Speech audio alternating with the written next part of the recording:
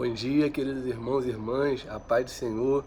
Esse final de semana abençoado, vim aqui trazer uma porção da palavra que se encontra em Salmos, capítulo 73, do versículo 1 e diante, que fala sobre a prosperidade dos ímpios faz duvidar da justiça de Deus, mas o fim deles a demonstra. No versículo 1 diz assim: verdadeiramente bom é Deus para com Israel, para com os limpos de coração. Quanto a mim, os meus pés quase se desviaram, pouco faltou para que se escorregassem os meus passos, pois eu tinha inveja dos soberbos ao ver a prosperidade dos ímpios. Até aqui. Essa mensagem aqui vem nos fazer refletir, porque muitas pessoas ali que são evangélicos, que estão ali fazendo a obra de Deus, que são dizimistas fiéis, que não faltam um dia de culto, às vezes se questiona, né? Por que que o meu vizinho, ele vive, né, cometendo coisas aí erradas aos olhos de Deus, e prospera tanto, e é uma pessoa soberba, e às vezes até fica me questionando, perguntando, cadê o seu Deus que não te faz prosperar igual eu prospero, né? As pessoas são soberbas, arrogantes, mas se você parar para analisar a Bíblia, o rei Salomão foi o rei mais rico que é demonstrado aqui na Bíblia, né? E mais interessante é que quando Deus perguntou a Salomão o que ele queria, ele não pediu riqueza, ele pediu sabedoria, né? Então, assim, é um exemplo bem claro que eu gosto de falar, é sobre o jovem rico e Zaqueu, né? O jovem rico, ele achava ali que ele era um homem correto, que ele já tinha seu nome escrito no livro da vida, que ele estava salvo, e ele foi perante a Jesus, né?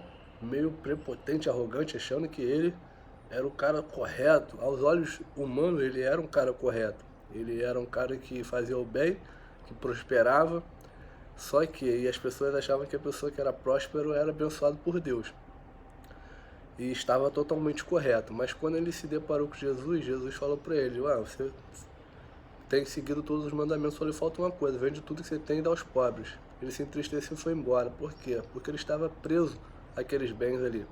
E todos nós sabemos que quando chegar o nosso momento, nós não levaremos nada. Não levaremos apartamento, não levaremos carro, dinheiro no banco, não levaremos nada.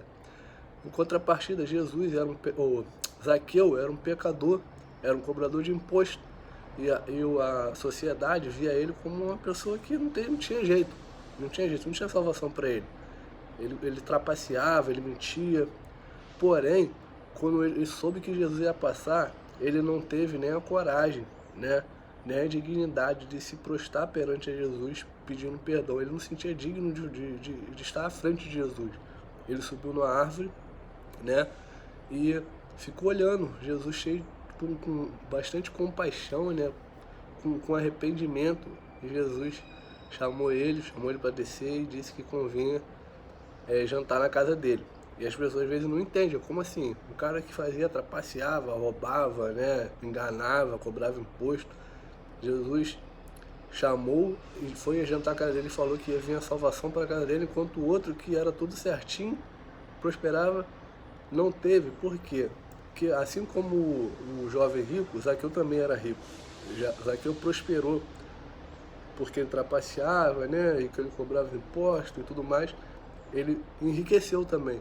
Porém, quando Jesus foi à casa dele, Jesus não perguntou, não pediu para ele dar nada. Simplesmente ele abriu o coração e disse: Jesus, eu vou dividir a quarta parte do que eu tenho aos pobres e vou restituir 4 vezes mais do que eu roubei, o que eu trapaceei. E aí você vê que eu creio que Zaqueu, ele não deixou de prosperar depois disso.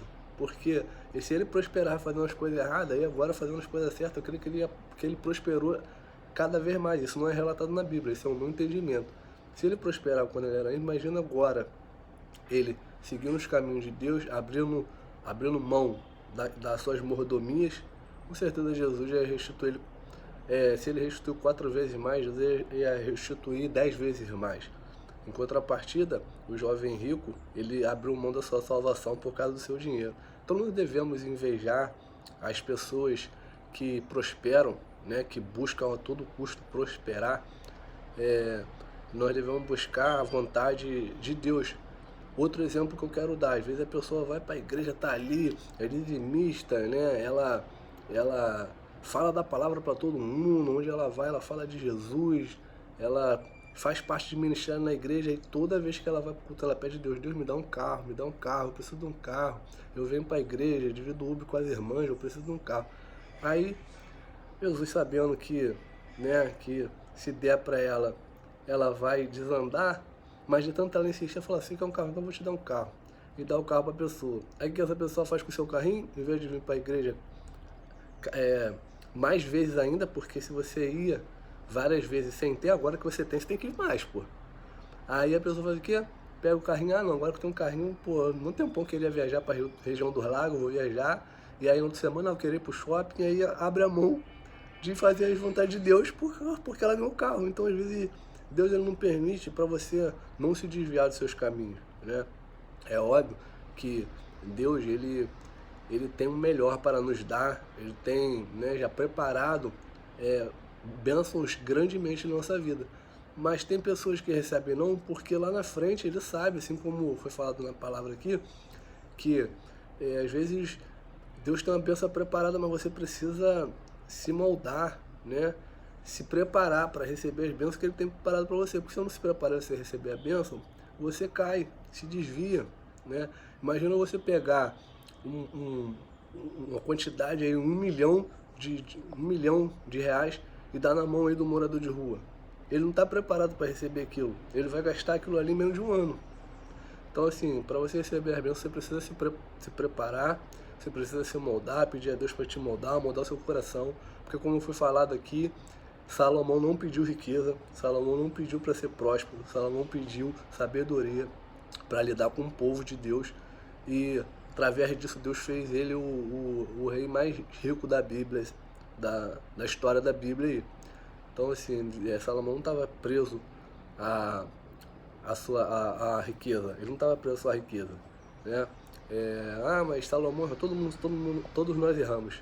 Não queira você procurar alguém perfeito para você ir para a igreja. Eu não vou para a igreja não, porque, pô, cristão, eu vejo cristão brigando, não sei o que. Todo cristão ele é falha, ele é ser humano como todo mundo. Se você for para a igreja buscando alguém para você se espelhar, desculpa, do mesmo jeito que você entrou, você vai sair. Você tem que ir para a igreja procurar a Deus. Não olha para o homem não, o homem é falho. Pastor prega bem, mas ele é falho. Todo mundo é falho. O único perfeito nessa terra foi Jesus Cristo, que se rendeu, se entregou a nossa vida pelo meu e pelo seu pecado. Então, gente, busque prosperidade sim, trabalhe, sonhe, conquiste, mas não fique preso a isso não, porque isso tudo é passageiro, né?